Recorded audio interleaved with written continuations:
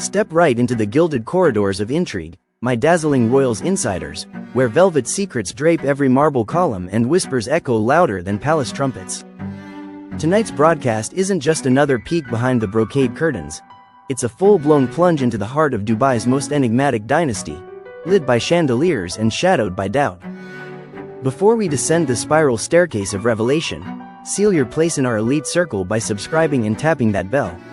Think of it as receiving a personal invitation to the Majlis each time a rumor sparks or a love letter poem slips from Sheikh Hamdan's pen. One chime, and you're front row for every clandestine twist. Previously, our lens caught a lightning flash of scandal that could reorder centuries of protocol. A simple document, inked in calm calligraphy yet loaded like dynamite, surfaced under a velvet blotter.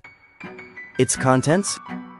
A succession clause that crowns young Mohammed, Sheikh Hamdan's son, with the poised yet unpredictable Sheikh Thani as heir apparent. One parchment, infinite tremors. The bombshell didn't drop from a gossip monger's lips but from a venerable barrister, sworn to discretion, whose sterling reputation glitters brighter than any royal medallion. He delivered the text with quivering fingers, suggesting even seasoned legal minds wilt beneath such monumental implications. When confronted, Sheikh Thani, with the serenity of a desert dawn, and her formidable father dismissed the charge as desert mirage. Their denial was polished, decisive, almost rehearsed, yet for Hamdan the air thickened like a sandstorm before the moonrise. Instinct, that quiet compass of every seasoned royal, pricked him sharply. The story had only begun. Unbeknownst to observers, the crown prince convened a midnight council in a secluded courtyard perfumed by white jasmine. Trusted guards checked every archway while Hamdan tasked an inner circle of historians, genealogists, and cryptographers to trace each quill stroke of the mysterious decree.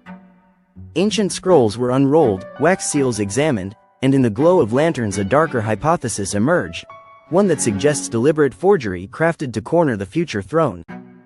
And here lies the crescendo, dear confidants. Whispers now hint that a rival faction within the palace, old allies turned silent adversaries, engineered this script to ignite internal discord, wagering that a fractured lineage serves their covert ambitions. As dawn bleeds across the gulf, Hamdan stands poised between paternal devotion and sovereign duty, ready to unmask the invisible hands tugging the strings of destiny. Stay with us. The next heartbeat could rewrite Dubai's royal saga forever. The moment the attorney, a man whose reputation for incorruptible integrity stretched from DIFC boardrooms to desert Majlis gatherings, shared the startling intelligence, Hamdan felt the floor tilt beneath him. This was no idle palace rumor whispered by servants in shadowed corridors. If he was sounding the alarm, something seismic was trembling under the marble. Yet acknowledging the warning meant turning a skeptical eye toward the person he revered most, his father, Sheikh Mohammed. The mere idea that his Baba's decisions might carry hidden thorns lodged like a shard behind Hamdan's ribs. What if the suspicion proved unfounded? A single misplaced doubt could crack the porcelain-thin trust they'd spent a lifetime glazing together. Morning after restless morning, the unease refused to loosen its grip. Polo practice couldn't distract him, nor could the rhythmic soar of his favorite falcon on training flights. Every hoofbeat and wingbeat only echoed the same question. Had loyalty in the palace turned into a labyrinth with no clear exits? Just before dusk on the fourth day, as copper light flooded downtown skyline, Hamdan tapped the only number that felt truly safe. Shama al-Falasi, a confidant whose warmth always cut through royal protocol, answered on the first ring. Words spilled out of him like rains after a long drought, the lawyer's confession, the cloud over palace, the dread crouching in his chest. Shama listened, silent except for the occasional breath that trembled with equal parts disbelief and fierce devotion. The very notion that Sheikh Thani, polished and poised in every public appearance, might weave a net behind Hamdan's back left Shama reeling. Her heart hurt not just for the prince she loved, but for the fragile trust that stitched the royal household together. When she finally spoke, her voice was velvet layered over steel. She urged him to face his father, yes, but to walk the path with grace. A storm shouted it will always thunder back twice as loud. Let your questions fall like gentle rain, persistent, unstoppable, but never destructive. Her counsel, steeped in affection, fortified Hamdan far better than any ceremonial armor. With resolve sharpened, He slid behind the wheel of his electric blue G-Class and pointed its chrome grille toward the palace. Streetlights flickered alive as though saluting a prince on a quest for truth. What he didn't know was that across the palace grounds, another conversation was already unfolding. Sheikh Thani, sensing the winds shifting, had seized her chance to frame the narrative first. A discreet call to Sheikh Mohammed, cloaked in concern and dutiful daughter-in-law care, set her version of events spinning in the royal father's mind before Hamdan's tires even touched the gravel. Inside the palace, courtiers hurried to and fro, feeling but not naming the tension that crackled like static in richly woven carpets. Sheikh Mohammed paced beside the palm-lined veranda, weighing Thani's polished words against decades of intuitive fatherly instinct. Somewhere far off, a muezzin's call spiraled into the sky, underscoring the hushed turning of fate, and as Hamdan's SUV rolled through the ornate gates, a moon, huge and watchful, rose above Dubai Creek, illuminating every secret the night tried to keep. Sheikh Thani reached Sheikh Mohammed first, painting Sheikh Hamdan's doubts as cruel misunderstandings and casting herself as the wrong party. By the time Sheikh Hamdan stepped into his father's study, Sheikh Mohammed already sensed an approaching storm. Their opening exchanges drifted over routine affairs, state projects, regional politics, until Hamdan cut through the formalities. He asked plainly about a rumored document that bound his marriage. His father answered with silence so dense it felt tangible. Hamdan repeated the question. At last, Sheikh Mohammed exhaled and admitted, "Yes, there was a pact. I meant every word of it." Hamdan's expression tightened while his father laid out the logic. The covenant was forged to keep Sheikh Thani from walking away. It was, Sheikh Mohammed insisted, more than palace politics, it was lineage insurance.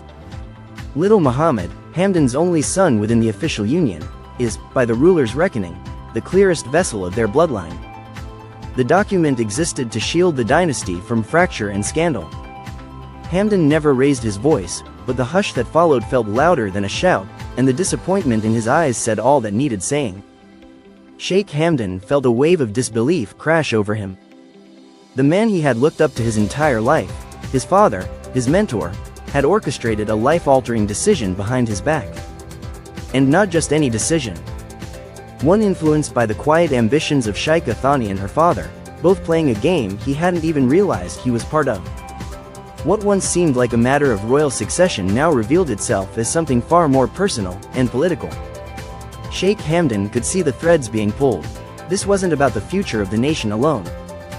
It was about control. About legacy. About ensuring that Sheikh Thani's son was locked in as the heir, and by doing so, granting her family an unshakable foothold in the royal hierarchy. A quiet coup had unfolded behind closed doors, wrapped in ceremonial silence and parental authority. When the air grew still and there was nothing left to explain, Sheikh Hamdan finally broke his silence. His voice was steady, but resolute. "Whatever promises were made, they bear no weight with me. My hand never touched that agreement, and I do not acknowledge it." With that, he turned and walked away from the palace, not in anger, but with a heavy clarity. Something sacred had shifted, and he would not pretend otherwise. The revelation struck Sheikh Hamdan not like a sudden storm, but like a slow unraveling of everything he once believed to be solid. The man he had admired, trusted without question, his father, had moved decisively, secretly, and without his input. And worse, the hands that guided that decision weren't just his father's. They were the careful, cunning hands of Sheikh Thani and her father, whose quiet persistence had wormed its way into the core of royal influence. This wasn't about preserving tradition or stabilizing the nation. It was about power, cold, calculated power. What had been hidden behind smiles and ceremonial dinners was now painfully clear. Sheikh Thani and her father had played the long game. By persuading Sheikh Mohammed to favor their child as the rightful successor, they had planted themselves at the center of the royal future. It was strategy masked as family loyalty. A silent power shift cloaked in concern for heritage. And Sheikh Hamdan saw now that he had been the one piece not allowed to move. As the heavy conversation faded into a tense quiet, Sheikh Hamdan finally stood. His voice was composed, stripped of emotion, yet unshakably firm. "If my name is not on that paper, then no agreement exists. What was decided without me holds no weight in my world." His words hung in the room like a final chord. He turned and walked out, his footsteps echoing in the marble halls like a quiet rebellion. But behind that composed exit burned something deeper, an unspoken vow. This betrayal would not define him. He would not let their schemes bind his fate. While they played politics, he would rise above it. He would shape his own future, not out of defiance, but out of dignity. And with every step away from that palace, he wasn't just walking out of a conversation. He was stepping into a battle they never expected him